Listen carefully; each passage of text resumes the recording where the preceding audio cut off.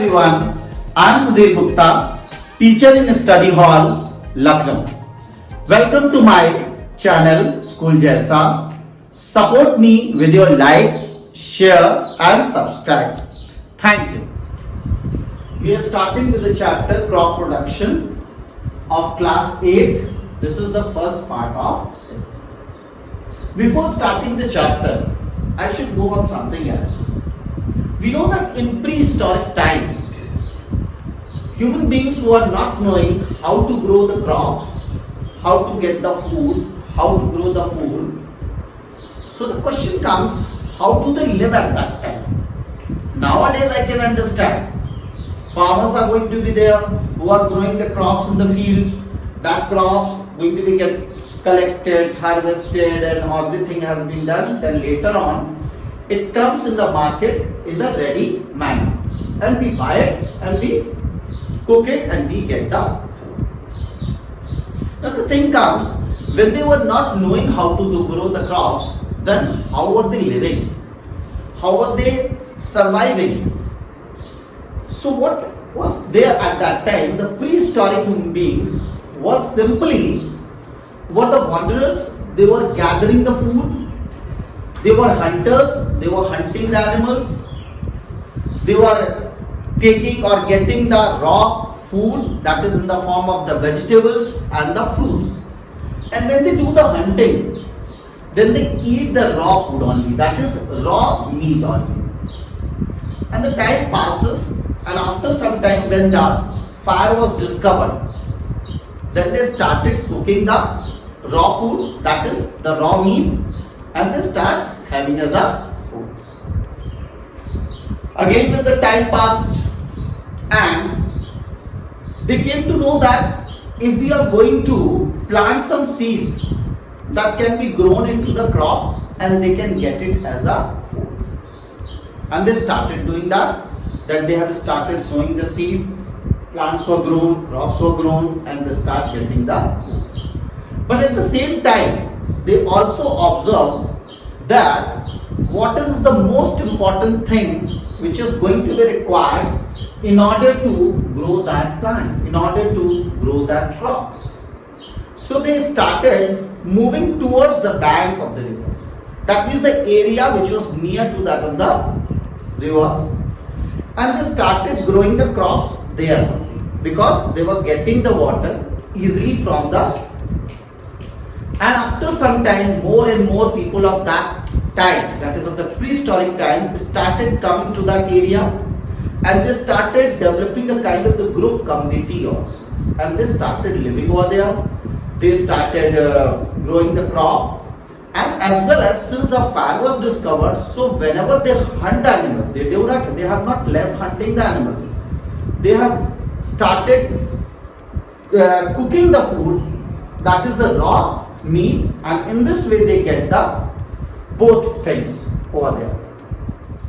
So when we say that the people or the prehistoric human beings started living near the bank of the rivers, they started growing the crop, and finally after some time they started working in this manner that they become farmers. Then they started doing one more thing, that they started domesticating the animals. What was the purpose? They understood this thing at that time, that if we domesticate or rear the animals, then we can get many more food products directly from the animals or indirectly from the animals. So now the thing is, what exactly do we get from the food? We get the nutrition, which gives us good in a healthy manner. Now when we talk about agriculture, so this agriculture which was all happening at that time and in present scenario it is happening. So what is agriculture? It is a kind of the science which deals with growing crops. I have not written crops over here, with growing crops and rearing animals. So what exactly the agriculture is? It is the science dealing with the growing crops and rearing animals. Now one thing which more we should know, in our country, that is in India, more than 60 to 70% people are still living in the villages. And when they are living in the villages, then that means they are totally dependent on agriculture. That means in that field where they have to grow the crop and survive. After keeping that crop for themselves to eat, themselves to have, as well as after selling in the market, they can get some money to survive. So when we talk about the farmers, these farmers, which I say that in India the 60 to 70% people are doing this job. So earlier they were totally dependent on the rain, they were having very less facility, they were simply doing with the manual things and all that. But as the time passes, new technology came, the new variety of the seeds came, new variety of the plants came, new variety of equipments came, new variety of the things came, such as we talk about equipments, machineries. Then we have now combine, tractor, dwellers, and leveler, and many more.